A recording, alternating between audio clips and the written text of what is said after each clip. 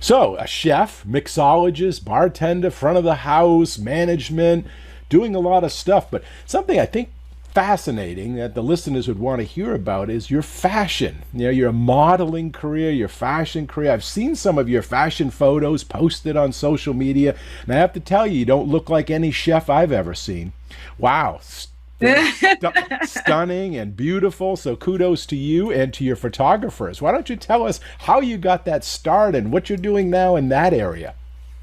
Oh my gosh. So the crazy thing is I felt like I started all of that while I was in Miami just because at that point I was 18. I felt like I was an adult.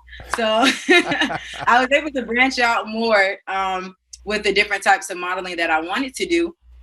And my first fashion show was Fort Lauderdale Fashion Week. And I was the youngest girl there, definitely was super, super nervous. And I was the shortest too. So that kind of made me like think about like if I really wanted to, take my modeling serious, just because that's like a really big thing in modeling. Of course, they want you to be tall, they want you to be thin, and they want you to look a certain way. And I was just kind of like, I don't look like these girls, and I don't think this is what, can work for me. So while going to Johnson and Wales, I would always take pictures of me with my food or me with a drink or, something, just because I felt like food blogging, then Instagram wasn't as big, but food blogging really became a thing now. But I felt like I was kind of starting to, figure out like, okay, I could do this. Like, this is cool.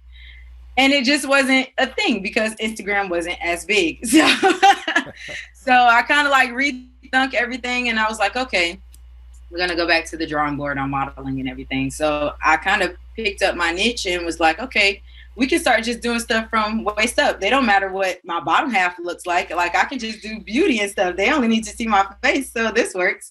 And then I just kind of started with that. And I just started networking all throughout Miami. And I would just meet people from everywhere.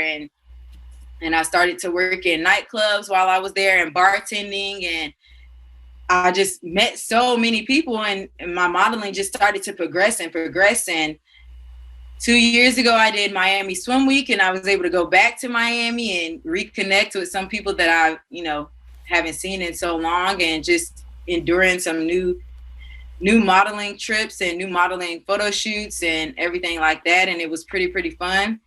So, being a fashion model, I mean, I was looking at some of these photos. I mean, how long does it take you to get ready for these shoots? Because some of them are in some great locations. And I mean, one photo looks like it's like that, but I'm sure there's preparation that has to go into those. It takes time. For sure. And I tell like my friends and like when people come visit me, I'm just like, guys, I got a photo shoot tomorrow. I don't know how long it's going to be. I can't tell you how long it's going to be because some days we say we'll go through the itinerary and we try to stay on track with the itinerary and the scheduling as much as possible, but anything can happen. And sometimes we get like images that are so good and they're like, oh my God, let's catch this again. Oh my God, let's do this again. So they can take time, 4 or 5, sometimes 7 to 10 hours, depending on what it is that we're shooting. Yeah, it can be like an all-day process, for sure. Because you got wardrobe changes, you got makeup, and then you're outdoors, you got clouds that come in, and there's noise. Yes. And so they're probably always trying to get that perfect shot and what perfect it takes. Perfect lighting. And sometimes we just, depending on what the weather is, like right now it's 50 degrees in Charlotte, so it's pretty cold. So outdoor photo shoots have to be like super quick and then go to the next location, super quick, go to the next location. So yeah, it takes time, and editing takes time. Like the photographers want to make sure that their images are at their best as well. So it definitely takes time. It's definitely not like a one take, one shot type of thing. Right. Like it takes time for sure. Well, that's so unique that you're doing that along with your culinary and your bartending and your hospitality business. How could someone that's listening that may be interested in getting into this, what would you advise them? How do they get into fashion? How do they get into the modeling? And what's some of the barriers or things to watch out for as they get into it? The barriers I would say is don't let anyone scam you. You should never have to pay to go to a casting call. You should never have to pay to Get simple portfolio pictures done of you, like your Polaroids, which you can take those yourself in your house, which is what I do. Yeah, it's really people who like to scam people who are just getting into modeling. To take advantage of their dream, right? Their goal. Yeah, take advantage of their dream, and that person may not be as knowledgeable either. So they try to take advantage of that person, how naive they may be in that industry. But yeah, starting out, all you have to do is take simple, clean Polaroid pictures of yourself. And Polaroids are just, you in all black, a clean face, hair pulled back, and a white background. You can take those anywhere in your house where you have really good lighting. And that's pretty much it. And just try to send that to an agency or somebody. Yeah, you can send it to agencies. You can make a comp card, which is what you take usually with you to castings and whenever you go to like any show. It's pretty much like your business card. Mm-hmm. So if you feel like you meet somebody who may be beneficial to your business or whatever it is that you're trying to do, a comp card is definitely a way they will remember you.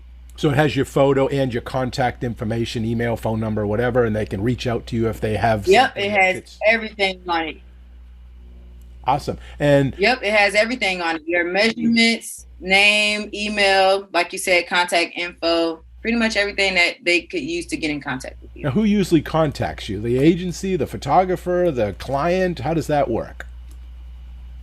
Depending on what it is that you do. Right now, I'm a freelance model, so I'm not with an agency, which is a pro and a con, but I kind of like it, and it's a pro for me. But some others would probably say it's like a pro and a con, just because agencies, of course, they have a bigger network and they're able to put you out to more people to see.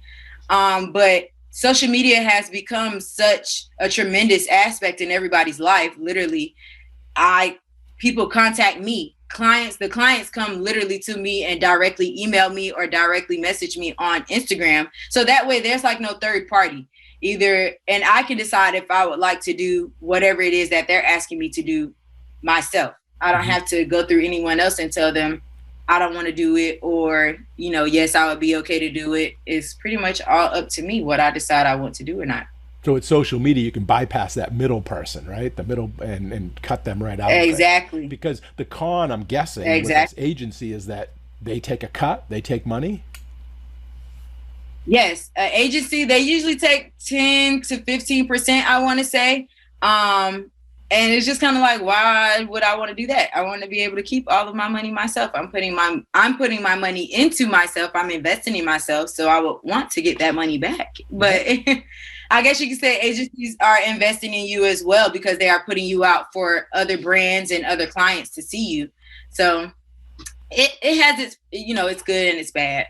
Now, how does the travel get paid for? How about the wardrobes? Is that all given to you as the model, or is that on your responsibility? So sometimes, depending on what it is that the client is asking for of me, or if I have to go out of town, then I would usually include travel into my, I guess you could say, into my packages or anything like that. Sometimes, depending on what type of shoot it is, if it's just like product shoots or e-commerce work, I usually go with my hair and makeup already done, because they're just taking pictures of the clothes. It's not really about me posing or anything like that. But if it's actually for like a client, which is like the photo shoot I just did recently with Asiba, they paid for everything. So hair and makeup was provided, clothing, wardrobe was provided. All I had to bring was a pair of sneakers. That's awesome. Fascinating stuff. So how can someone follow you, or how can they reach out to you? Or do you have like a portfolio, or can they see you? Can they reach out to you? Yes. So I actually just finished my website. It's JyairaMoore.com @format. I also have Instagram @JMichelle with 3 underscores, because some people look at it and they're like, is that a line? But it's 3 underscores. I also have Facebook and Twitter, Jyaira Michelle, for both of those as well.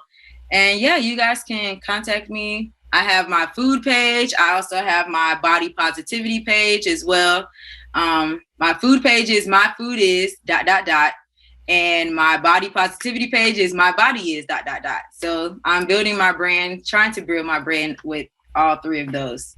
So great. And I'll get those links and put them in the show notes. So if anyone's listening and wants to reach out or ask you questions or just to follow you or to see some of the things that you've produced, they'll have that information. Yes. Awesome.